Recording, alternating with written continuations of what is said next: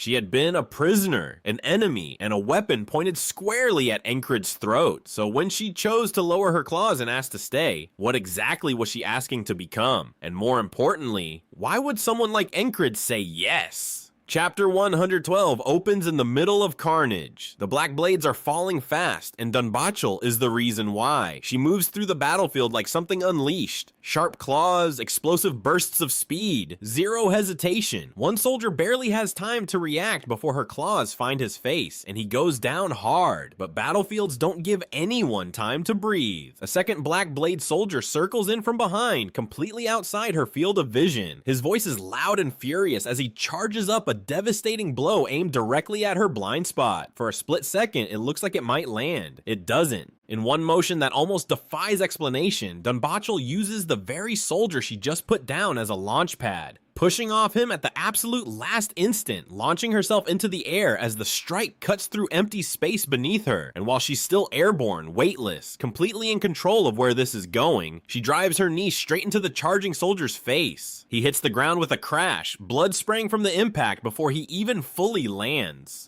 It's the kind of thing that makes everyone nearby stop for a moment, even mid-fight. Rem, cutting through his own share of enemies a few steps away, watches the entire sequence and looks absolutely annoyed. He shouts that she's stealing all his prey, that she can't just go around caving in skulls that don't belong to her. Classic Rem. Even surrounded by enemies, the man finds time to file a complaint. The fighting winds down, the bodies stop moving, and for the first time in what feels like a very long stretch of violence, Dunbachel allows herself to stop. She's hunched forward, chest heaving, dragging in air with what sounds like everything she has left. The battlefield is quiet now, and Enkrid walks up to her. He doesn't lecture, he doesn't negotiate, he simply looks at her, steady, unreadable, and asks what she wants to do. Dunbachel lifts her gaze to meet his, and what comes out of her isn't calculated. It isn't a strategy. It's the answer of someone who has genuinely run out of road. She tells him she has nowhere left to go, no place to return to, and then, holding his gaze without flinching, she asks him, but directly, to take her in as his subordinate. Silence. A few seconds that stretch long enough to mean something, and then Enkrid says yes. Internally, his reasoning is almost aggressively practical.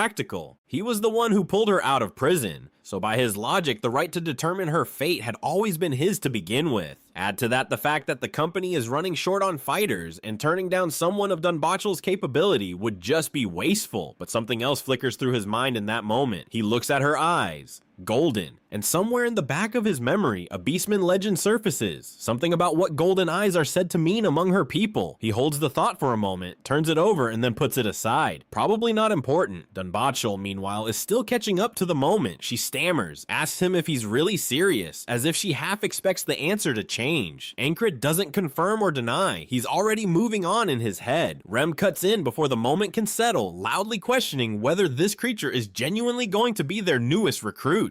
Then Ragna groans and mutters that he absolutely cannot stand beastmen shedding everywhere. That lands exactly as well as you'd expect. Dunbachel snaps upright, visibly offended, and fires back that she is not to be treated like an animal. She draws herself up and announces her name, Dunbachel, loudly with the kind of pride that makes clear this is not a casual introduction. No more prisoner, no more unnamed enemy, a name she's stating on her own terms, demanding it be remembered. Enkrid shuts the moment down with a single plain instruction, time to head back. Those 4 words hit Dunbachel somewhere she wasn't prepared for. Something in hearing that simple, ordinary command, said to her, including her, breaks something loose. Her eyes well up with tears. She doesn't try to stop, because for the first time in longer than she can probably remember, she has a pack, people to go back with, somewhere to actually return to. The chapter doesn't let that emotional beat sit for long before flipping the tone entirely. Sometime later, Dunbachel is pulling the company's carriage, not riding in it, not walking beside it, pulling it, by hand, with her body, through the night, straining against a load that would crush most people outright. The rest of the squad, comfortably seated inside. Rem, nestled in that very carriage, leans out and starts in on her immediately. He announces that a slug moves faster than she does, and threatens that she'll be sleeping on the road if she doesn't start running until her legs blur. Dunbachel, gasping under the weight, demands to know why she's the one doing this. Rem explains with casual brutality, the vehicle got too heavy after they loaded up all the loot. No horses to replace. Simple. She pushes back, pointing out that none of that explains why she specifically has to do it. Rem's response is equally simple. There's nothing else available. End of discussion. Poor Dunbachel. She survived a war zone, begged for her place in this squad, and within hours, she's their draft animal. Enkrid watches all of this from inside and reflects quietly. He knows Rem well enough to read what's underneath the hazing. A former squad member, Andrew, had recently left, and whether Rem would ever admit it or not, that departure hit him harder than he'd show. Seeing Rem go at Dunbachel this hard, this fast, is actually, by Enkrid's reading, a sign that Rem has already started to accept her. It's rough, it's unkind, but it's the Rem version of welcome, and that's something. With that settled in his mind, Enkrid closes his eyes. Ragna, true to form, has already been asleep for a while. Rem spots Enkrid nodding off and fires off an indignant complaint about how comfortable he looks, while Dunbachel hauls an entire carriage outside by herself. Under the pale light of a full moon, Dunbachel pulls. And pulls, and somewhere between the burning muscles and the bruised pride, a quiet question forms in the back of her mind.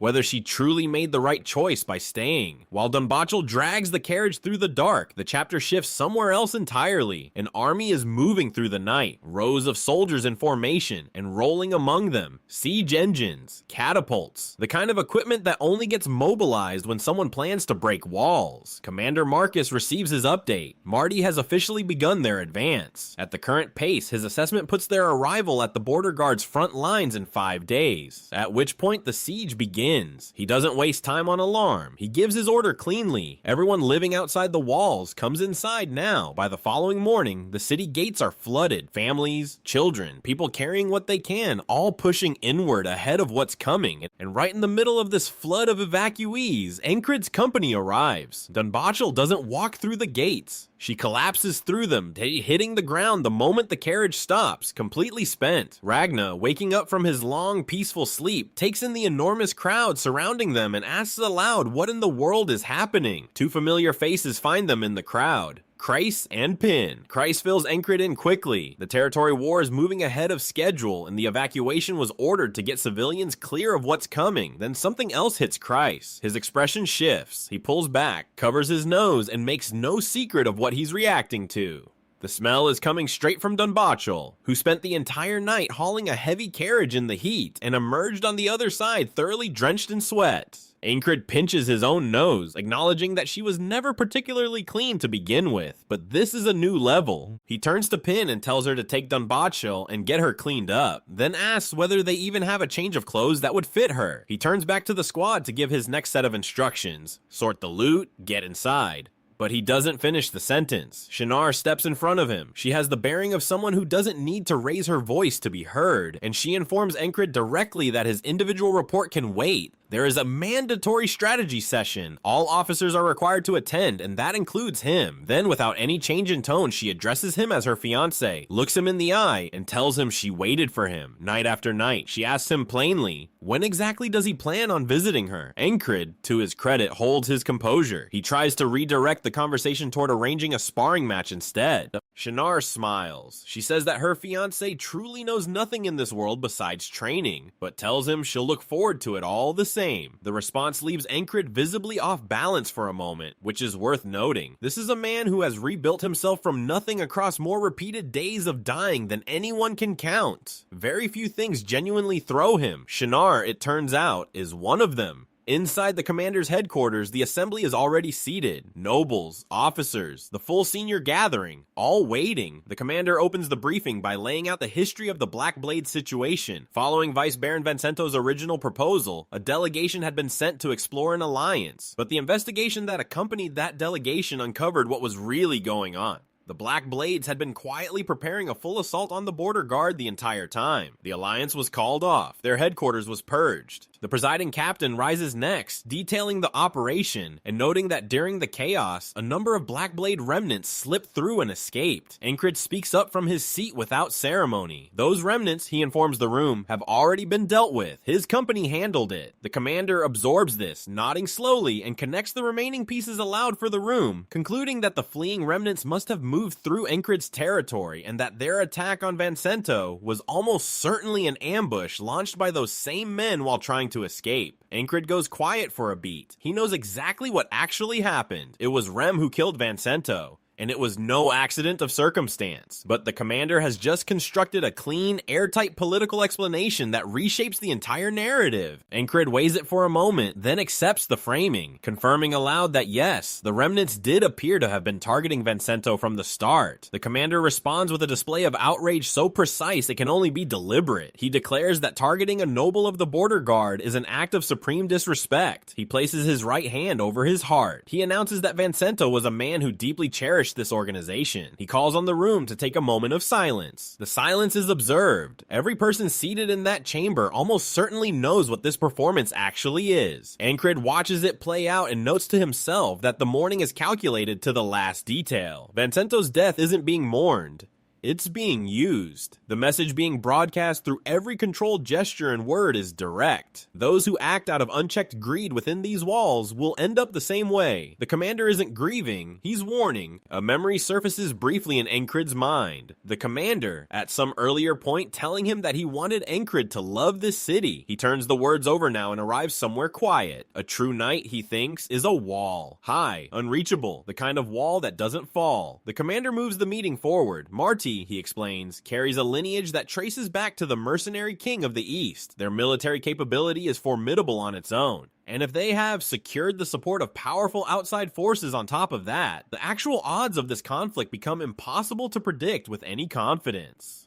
Enkrid, sitting with the numbers in his own head, privately puts the border guard's odds of surviving this at somewhere below 1 in 10,000. Not great, but not nothing. The commander makes his final point, that on the modern battlefield, wars are not decided by numbers alone. They are decided by small elite units, compact forces of extraordinary capability, led by a singular knight who can shift the outcome from within. And then the commander looks across the room, and every person in that chamber turns their head in the same direction, toward Enkrid. The commander addresses him directly. He asks what the commander of the Madmen Unit, the so-called lunatic company, intends to do. Enkrid sits with that question for a moment. He thinks of something private, a dream he has carried for years, a peak he has reached toward even knowing his natural talent might never get him there. He has chased that dream through failure and exhaustion, and days that reset and moments that were torn apart and rebuilt and torn apart again. And he still reaches. He tells the room plainly that he will do whatever he possibly can. The commander smiles. He announces, with the full weight of his authority behind the words, that he is granting the Madmen Unit independent operational authority. He tells Enkrid to go as wild as he likes. The unit assembles outside. One by one, they fall in. Rem, Ragnazaun, Jackson, Auden, Pin, Kreis, Esther. And at the end of the line, still slightly rough around the edges, still catching her breath from the night before, but standing straight and ready, Dunbachel. Enkrid steps out ahead of them. There's no ceremony to it, no speech. Just a man who has outlasted more deaths than anyone in that line will ever know, standing in front of a group of people he has chosen,